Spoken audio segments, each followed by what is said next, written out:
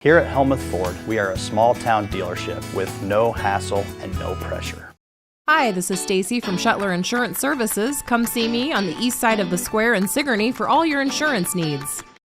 The band Brass Pair is playing this Saturday at the Keswick Tavern at 117 South Iron Street in Keswick. Brass Pair will be playing all your favorite hits live Saturday, March 22nd from 8 to midnight, and there's no cover charge. Come have a fun night with Brass Pair performing at the Keswick Tavern this Saturday night.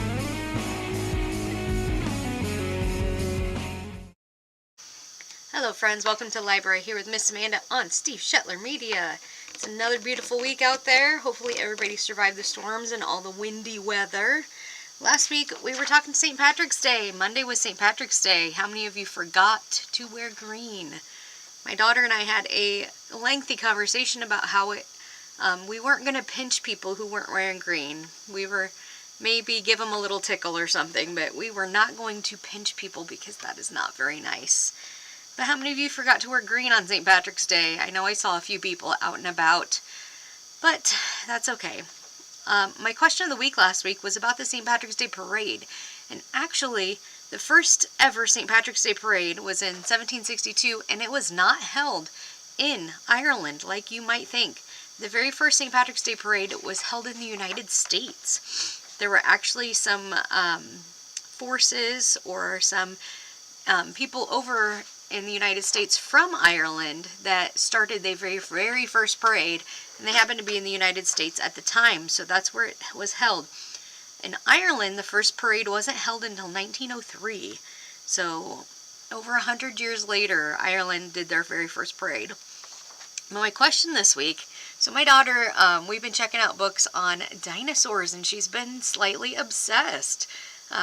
There's a few that we have had to renew several times from the library. But she's been a little obsessed with dinosaurs, and I can't help but have a little influence in that.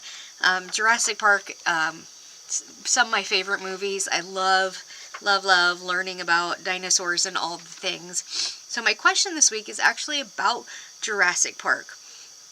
So this is a classic dino movie. If you've never seen it, there's 3 Jurassic Park movies and I think 3 or 4 Jurassic World movies out now. I know there's a new one coming out that I'm super pumped for.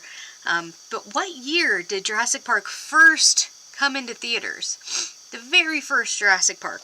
And this was actually when I was pretty young. Like, I thought it came out about the time I was born, but I was a young tot when it came out. So what year did it actually come out in theaters? Jurassic Park #1. And those are based on books by Michael Crichton, and he is an amazing author. If you love the sci-fi kind of out there fantasy books, he's amazing. I love him. But our book for book chat this month, or in April, is not a sci-fi. It is actually, it is actually about something that happens quite frequently, maybe not in the United States, but definitely overseas, arranged marriages. So this book is about arranged marriages. This is our book chat book for April. That will be on April 19th. This is called His Only Wife by Peace. Her first name is Peace. What a cool first name. Adzo Meady. And it's a debut novel that hit Reese's book club list. So that's a pretty big brag for your first novel. It says, Affy is a young seamstress in Ghana. She is smart, she is pretty, and she has been convinced by her mother to marry a man she does not know. So an arranged marriage, very common overseas. His Only Wife is a witty, smart, and moving debut novel about a brave young woman traversing the minefield of modern life with its taboos and injustices. Living in a world of men who want their wives to be beautiful, to be good cooks and mothers, to be women who respect their husbands and grant them forbearance. And in Affy, Peace Meady has created a delightfully spunky and relatable heroine who just may break all the rules. So, arranged marriages like that, that interests me. Like, I don't know what I would do if my parents arranged my marriage. But I have heard great things about this.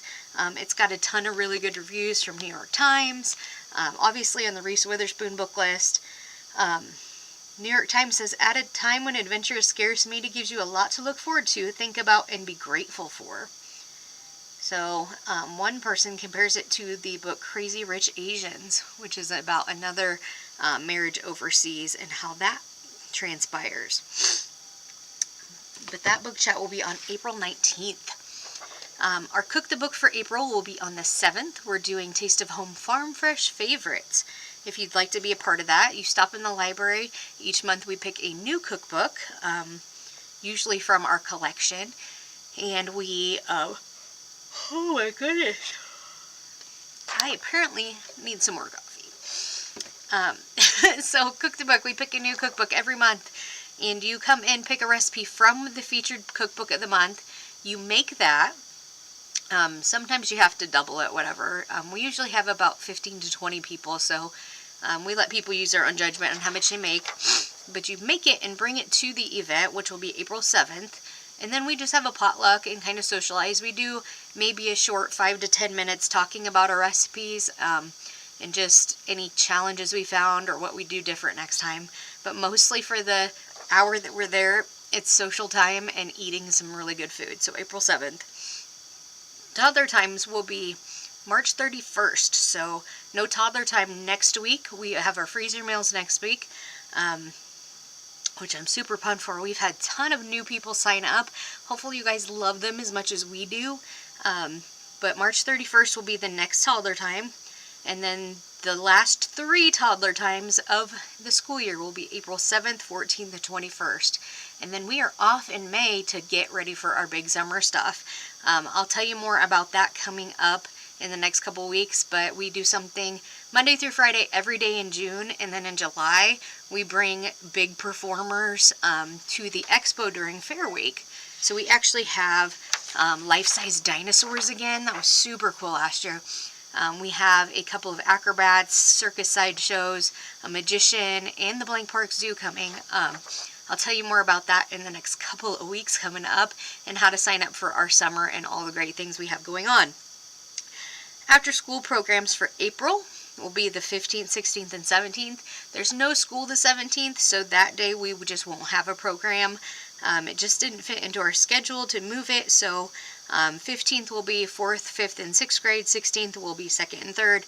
And then you can pick up a craft kit to go on Thursday since there is no school on the 17th of April.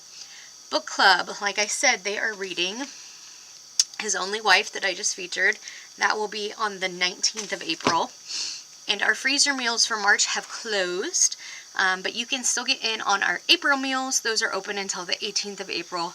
That menu is up on our Facebook page, so make sure you take a look at that and let me know what you think if you want to sign up.